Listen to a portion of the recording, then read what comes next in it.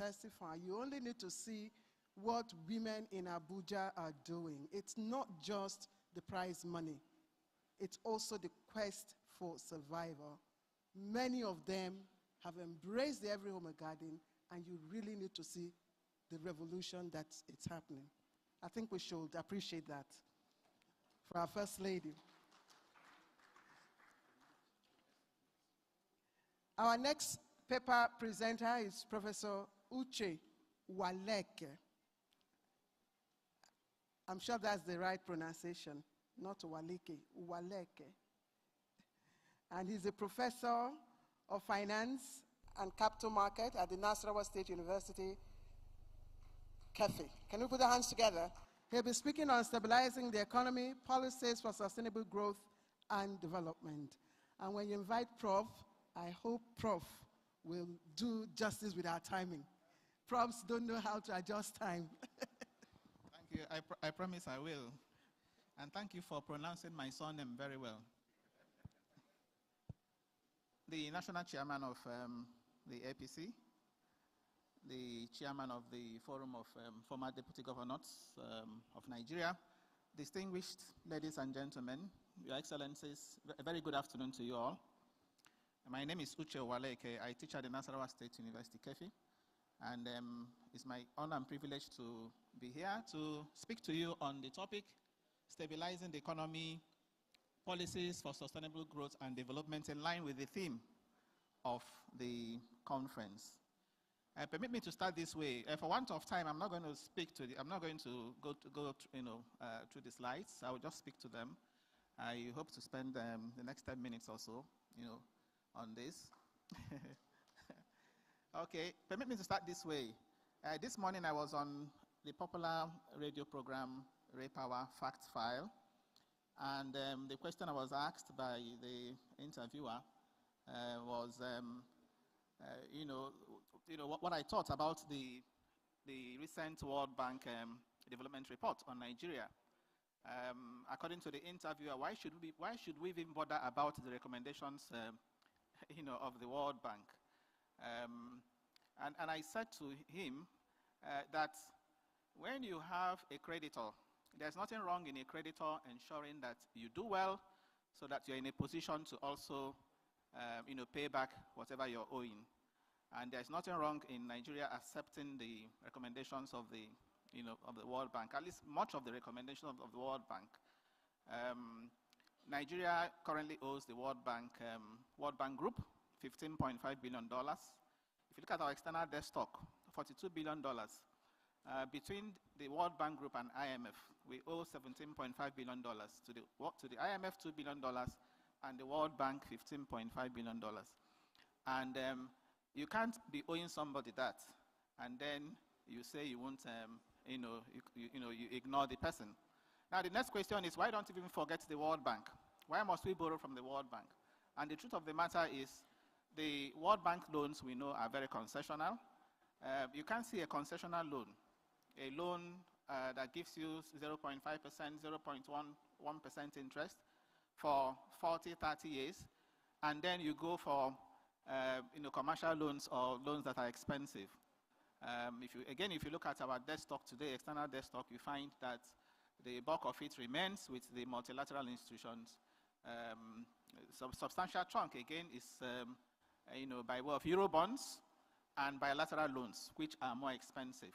So it's important that we recognize that, and it's also important that whenever we get these loans, we apply them to very productive use, which is also why loans from the World Bank, are better than the ones, from the international capital market. That's the Euro bonds, because when you go and get Euro bonds, it has a discretionary feature. They're not particularly tied to projects. You end up, accumulating, if you like. Your debt burden, begins to grow. So that was my response to them, in that program. And if you come to think of it, what were these recommendations? Because they speak to what we are even talking about, sustainable growth. Okay, if you look at what they talked about, the four pillars they talked about reducing trade barriers, they talked about infrastructure, improving infrastructure, with particular emphasis on access to electricity. This is a country where you have over 86 million Nigerians without access to electricity, according to the even IMF report. Okay? Again, a country where we spend as much as $26 billion, or rather, the country loses as much as $26 billion as a result of lack of electricity, which is about 5.9% of our GDP.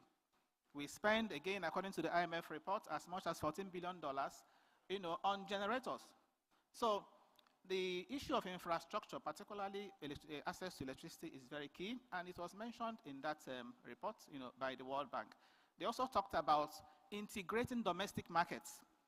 Okay, again, that's speaking to agriculture by improving transport infrastructure, especially the rural, transport. Because if you reduce transport costs today, you can be sure that food prices, will come down.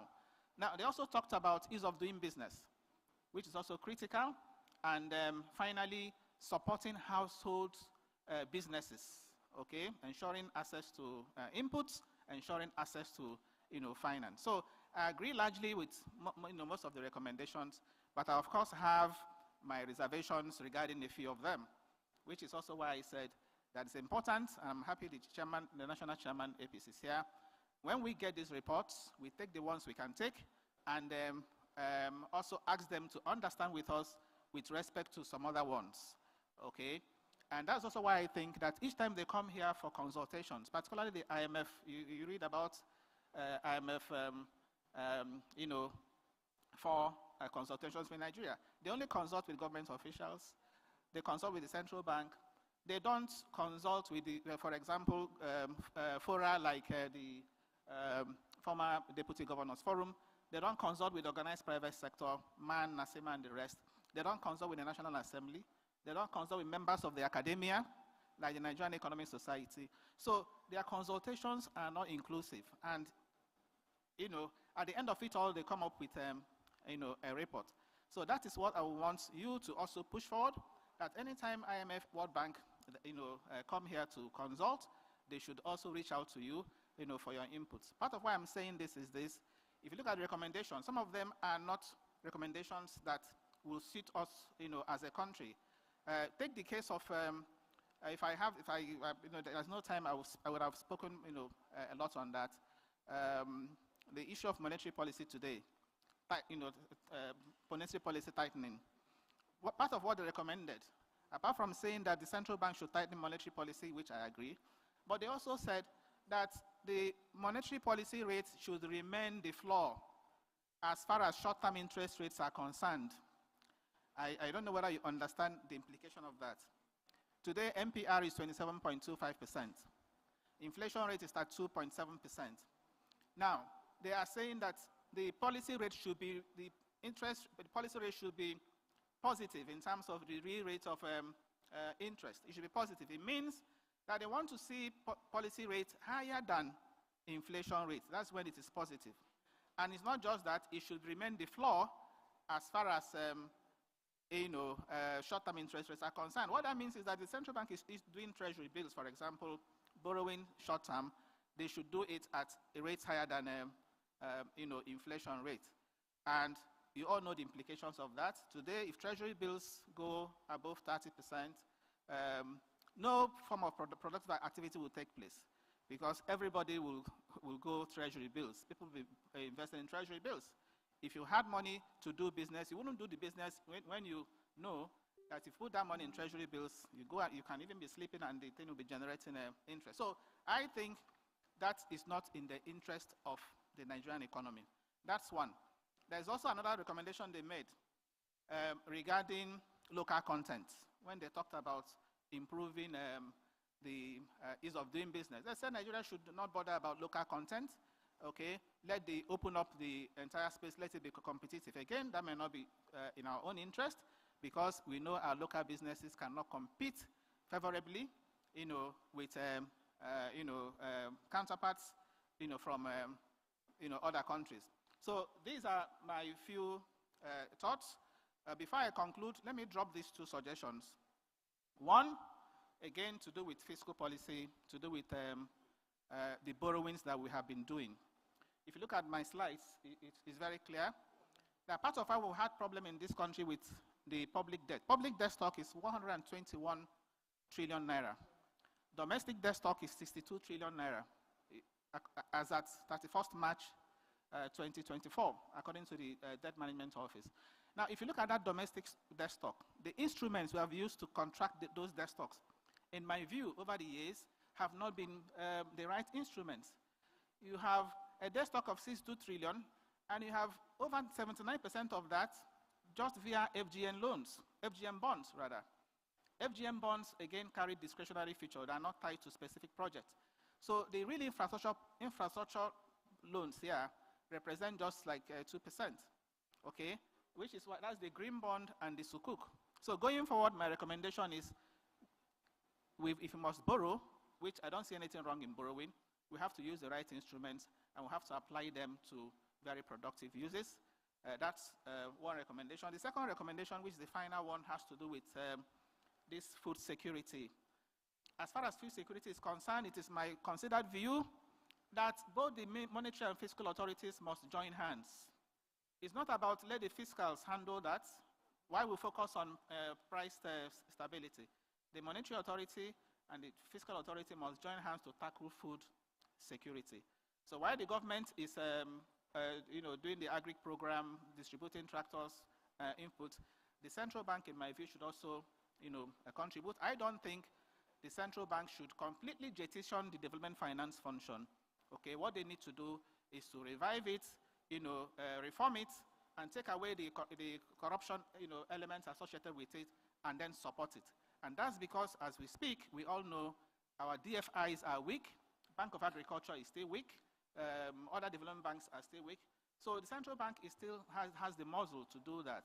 So until these institutions are recapitalized, until they are strengthened, the central bank cannot afford to say it is washing its hands off the support that the agriculture sector needs. And that's because what's the major driver of inflation in Nigeria? People say monetary. It's not entirely monetary. In my view, there is a supply side, there is a structural side.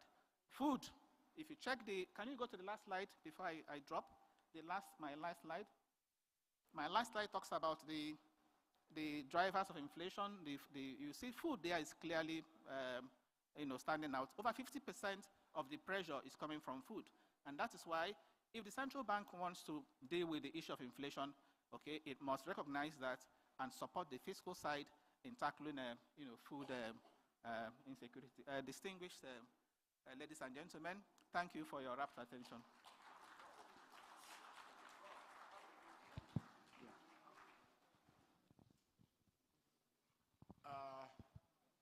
Good afternoon, everybody. First of all, I don't understand why you took, in your first slide, you get 7 months inflation rate instead of giving us from 2023 to 2024, 1 year, so that we can have a grasp of what inflation is. That is one. Two, I want you to explain to us Economics 101. How come we have flood everywhere? Agriculture production is down. Transportation is down. Everything is down. But the banks continue to declare phantom profits. It doesn't jive. Can you explain that to us, please? Sorry, sir. We will take that question. Yes, we want to invite the panelists at this moment. And I'm sure Professor Uche Waleke has noted your question. Yes. Please let me quickly invite to the podium our panelists. And I'll quickly invite His Excellency Dr. Mohammed Jatau, Deputy Governor Bauchi State, to the podium, please. We'd also invite Her Excellency Professor Ngozi Odu, Deputy Governor, Rivers State. We'll invite, of course, the 2 paper presenters, Alhaji Isa Uzi Salami. We'd also invite Professor Uche Waleke. Professor Uche. His Excellency Ambassador Molade Oluwateru. Please, can you join? His Excellency Abdul Malik Mahmoud, Chairman, FF, Forum of Former Deputy Governors of Nigeria, BOT. BOT.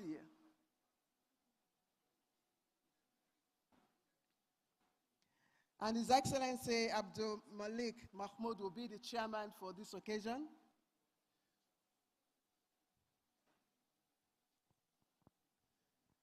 Thank you very much, sir. Please, let's put our hands together. That's Chairman BOT of Forum of Former Deputy Governors of Nigeria. Thank you very much, sir. And just before I hand over the microphone to him, I'd like to invite Melody to give us a little melodious spoken word, just to put us in the right mood. Can we put our hands together for Melody? Melody, where are you? You would think Melody is a woman, but that's his stage name. Melody. Thank you. Good day, everyone. We were taught by our teachers that the sun rises from the east and sets on the west. But what they didn't teach us was that the present-day Garden of Eden is a place called Nigeria. That this place where we find our feet planted like the Iroko is nothing short of heaven, even though our mouths have been trained to call it a living hell, forgetting that Rome was not built in a day. Forgetting that there are no perfect systems or perfect people, but people perfecting the system. Forgetting that the home would always be where the heart is, even though the roof is leaking, even though the walls are cracking. We can't fold our arms and watch our mouths do the job of nation building. So imagine if that man on the streets bubbling with negative emotions like, forget that talk about Nigeria. Maybe today we started to hear him. Imagine if he could embrace the resilient, patriotic, inclusive Niger spirit. Imagine if religion and tribe were given a back seat and true democracy personified with love for nationhood given the front seat, nobody go carry us go where we don't know. So here is the square root of the problem. A government of the people, for the people, and by the people. You would agree with me that the constant in this equation is the people. And if governance is the will by which the will of the people can be achieved, then the people must be ready to support the government that they have put in motion. I mean, the people must be ready to support the government with Spartan devotion. Because this land filled with milk and honey that we talk about is no rocket science. The very art of navigating through its complexities requires all hands to be on deck. And I dream of a Nigeria where food security is not just a dream, but a walking reality. So this is to the people of Kaduna, the center of learning. If one can teach one to teach the other, that education is the bedrock of every society, we will be on the path to greatness. This is for the people of Lagos, the center of excellence. We are looking up to you like Big Brother to Nigerianize and redefine the meaning of excellence so that it's encoded in our DNA. This is for the people of Anambra, the light of the nation. Of what use is your light when your people are becoming a shadow of themselves? Arise and shine so that others will be enlightened by you. This is for Benue, the food basket of the nation. There is a clarion call for you to multiply. This is for the 36 states of the Federation and the FCT. In the words of Ahmadu Bello, the things that unite us are stronger than the things that divide us. So we must rise and forge our stories so that the next generation can indeed sing, Nigeria, we hail thee. Thank you. Thank you. Thank you. Of course, that reminds us of Mahatma Gandhi's wise words. We will certainly heal. A little adjustment, please. I earlier on invited Professor Ngozi Odu but she chairs a session tomorrow. So we're going to invite at the moment His Excellency Mahmoud Shinkafi, former governor of Zamfara State, to the podium. Your Excellency, sir. Please let's put our hands together. And I'll just hand over the microphone to the chairman, BOT of the Forum for Former Deputy Governors, to steer this session. Okay, you have a microphone. And I'm told, sir, you have 15 minutes. Thank you, sir.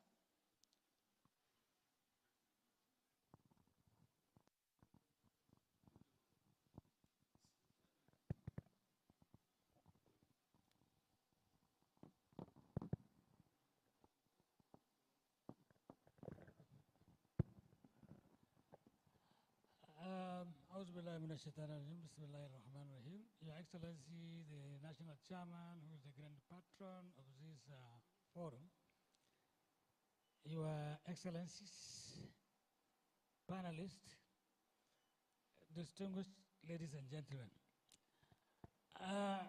I've been taken aback. Neither the National Chairman nor the DG or anybody told me that I was going to play this role. Especially papers presented by professionals in their own field. The Mala Isa Ozi and the professor have done justice to their papers. But I think since my role is just to coordinate, I'm not going to speak or comment on the papers. So let me start by asking the people, the audience, because that paper was read for us to listen, hear, digest, and be informed and analyze, then work on what they said. So let me ask the audience. But let me say, already there was a question posed by one of the participants here, one of the audience. He has went to one of our friends and colleagues, Professor Okbaji, the former Minister of Education. He has posed a very important question to the paper presented by the Professor of Finance. So let me start by giving you this paper to comment on the paper and the questions he has posed. Yeah, thank you very much for the opportunity. I got your questions. The first has to do with the inflation data that I presented. But if you get the full presentation, you will see that I went back as far as 2014.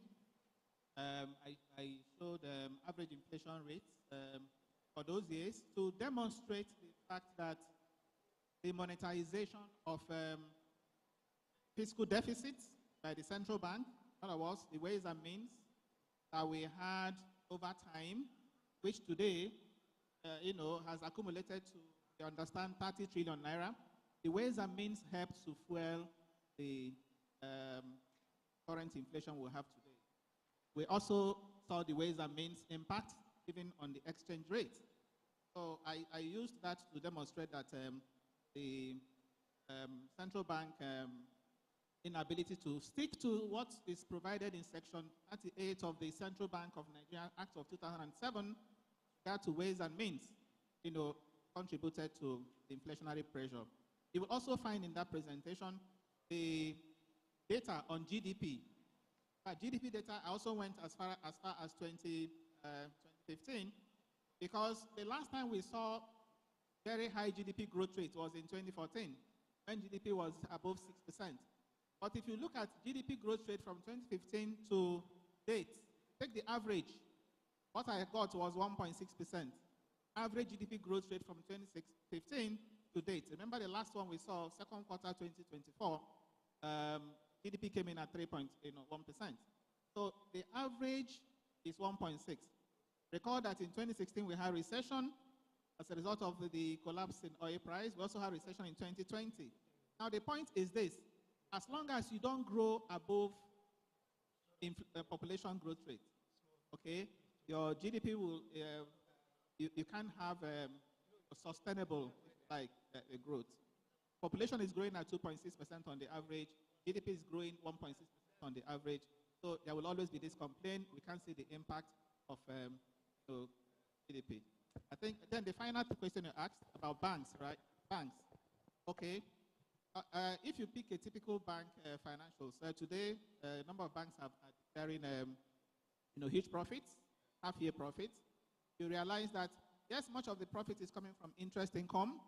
Interest income, partly on account of the fact that again the central bank has been tightening policy between February this year, for example, and now central bank has increased the monetary policy rate by 850 basis points.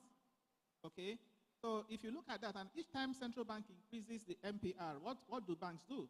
They quickly respond by jacking up their own interest rate. So banks have been making money from the central bank's increase in rates. In Europe, for example, if you look at the history of windfall tax in Europe, arose as a result of the rate hike tool that the Bank of England and European Central Bank, did. Because of that, banks made money, and then the government turned around and said, pay windfall tax. Here, government is not saying pay windfall tax on account of the rate hikes, but on account of the exchange rate gains, they made. So, to answer the question, one, from interest income, and second, again, a number of banks too, of course, have also been involved in forex. So they are also making money from exchange gains, and are making from interest income, and from other activities that are not the core banking, the traditional fund. That's my explanation. Thank you. Thank you, Prof. Before I ask you a question, I think there's a compelling need for me to hear from the panelists on some of the issues raised by the paper presenters. Let me go right on my external right. Ambassador Luarchun.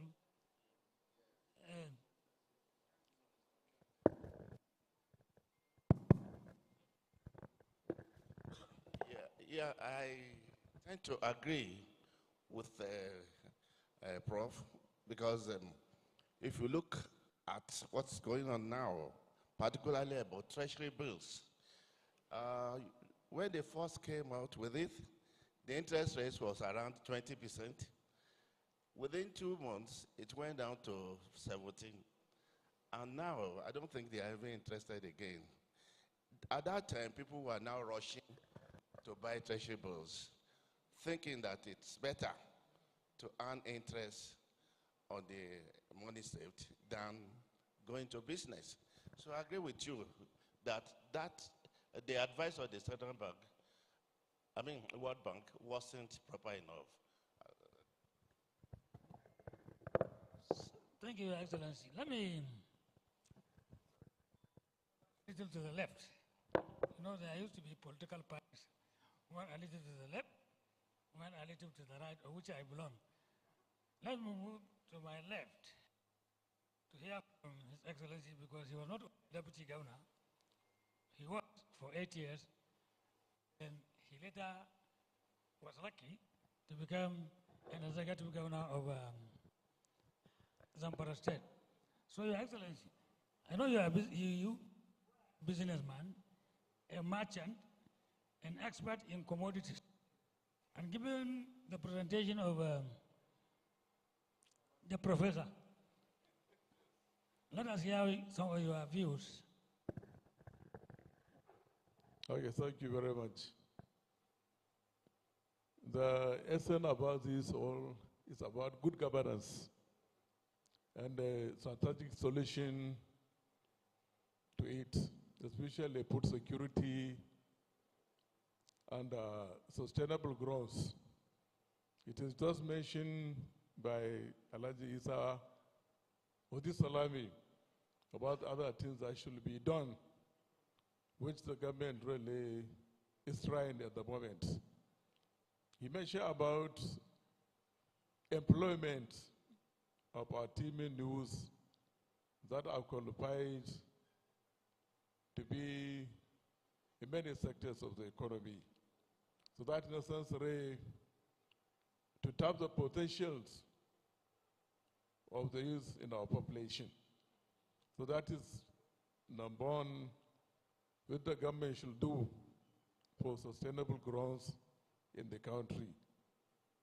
Food security is achievable in Nigeria because generally all the speakers mentioned about the availability of arable land in Nigeria. Only about 30% is put under utilization. And if we, let's say, put like 70% under utilization, with the factors we have in Nigeria, with the population we have in Nigeria, Nigeria can accommodate comfortably up to 400 million people if we put these real sectors of the economy into action, like this agriculture.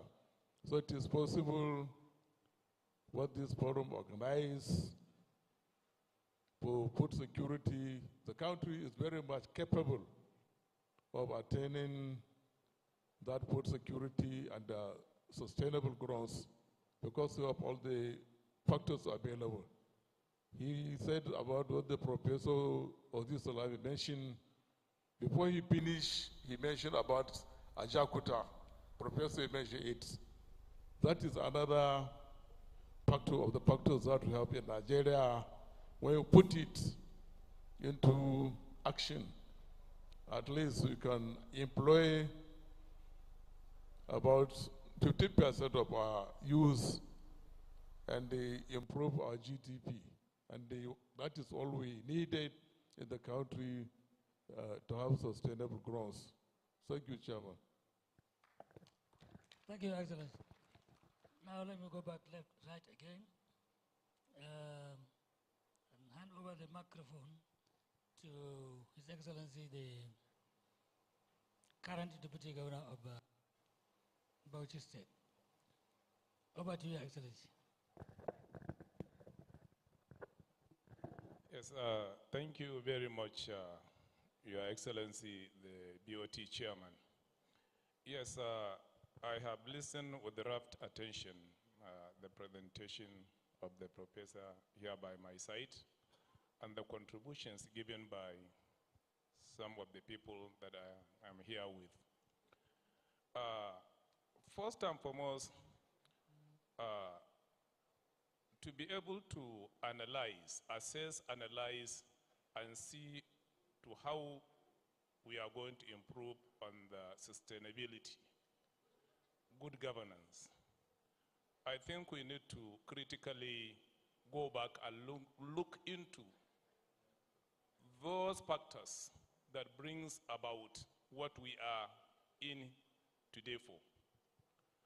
Unless we address the aggressive factors that seems to overcome the defensive factors we have, definitely the country will not have it right. When you look at our policies, we definitely need to have a change of mindset. For you to be able to maintain sustainability and good governance, we need to critically see what is happening in our agricultural sector. Before the emergence of oil or the discovery sometime in 1950s or before the oil boom in 1973, 75, what was the driving force of this country? It was agriculture. Unfortunately, when the oil was discovered, we 100% deviate and solely rely on mono economy on oil. thereby abandoning our agricultural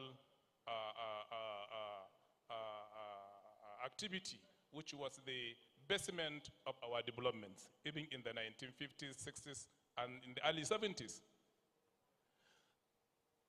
The issue also that contributed to the problem we are today is the issue of insecurity. The security of life and property is the basis for every governmental development. Today you cannot go to farm in most of the areas where farming used to be what?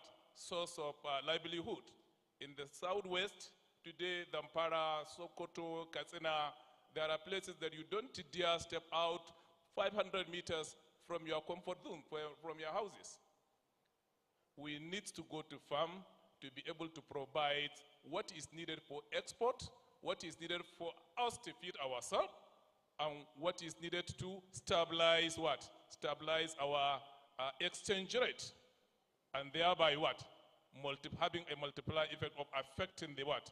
The inflation rate, as well as the borrowing and whatever things that we are happening today. Therefore, we must intensify. We must make sure that security is prioritized. Security has become a necessity for each and every household, for each and every family, for each and every village, for each and every state, for us to be able to have a basis of what? Of improving on the situation of our economic situation as well as economic stabilization. If we are able to get that right, I believe all others will follow. Thank you very much. Thank you, Excellency. The professor and Alaji Isa were paper presenters. So I would like to allow them to give them the final time so that when they make one or two things, that will summarize whatever they say. So somebody who's behind, yeah.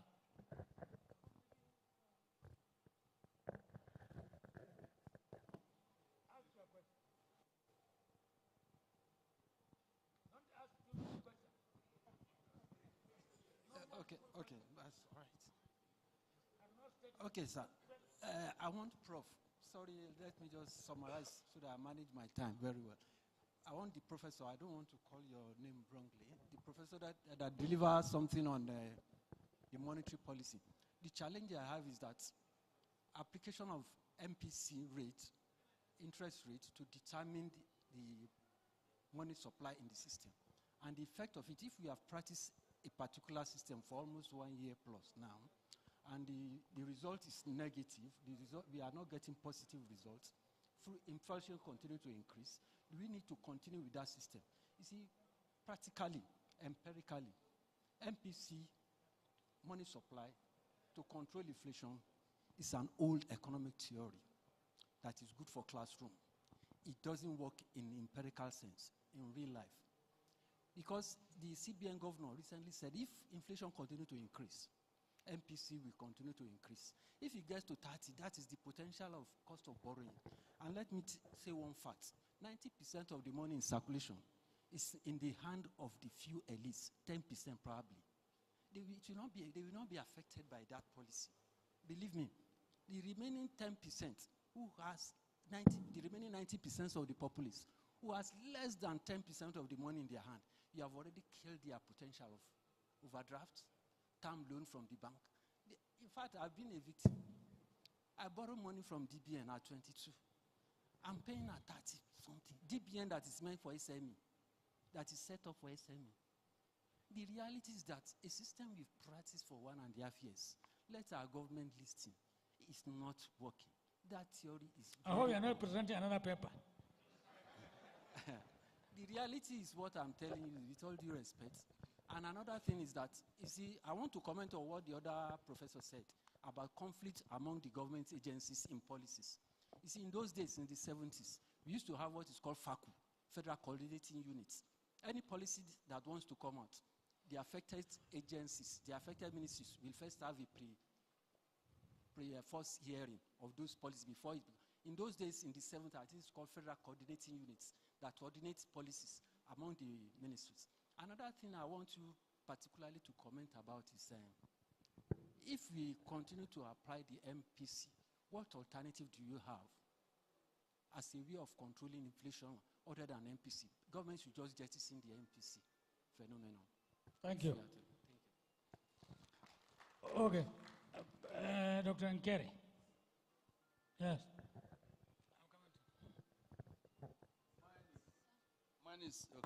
Mine is a contribution. Okay, I give you 2 minutes. Yes. I know and I believe that whatever we are going to produce here will help to drive government policies. About 30 years ago, I used to be Commissioner for Agriculture. And then we used to have agric extension workers. Most of them were HND holders, some were agric engineers. And I happened to travel to India also. I went to a state called Haryana. I discovered that to hold these youths, these young educated people in the farm, you must provide them polished accommodation, because at weekends they want to go to town. So I believe that funding, adequate funding, that will enhance training. In fact, we used to run a farm plantation called Abia Palm. If you don't provide those young people a cushioned accommodation, they will stay inside the bush.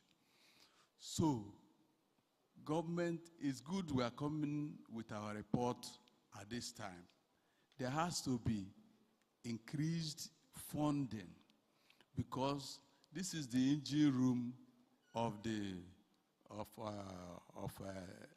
ruling party's renewed agenda. Because like the former Minister of Education said, there's no security if the stomach is hungry. So I'm saying, in addition, because the first speaker mentioned it in passing. He mentioned funding, he mentioned training. But there is need for the country to know that this is where we are going, and that it will cost money, it will require training, and people will be recruited to actually go to the farms and teach even the people doing it in a subsistence way, so that they can know how to even space the inputs. Farming cannot yield or help the economy if it is not done scientifically. So funding, training is important. Thank you. Yes, excellent.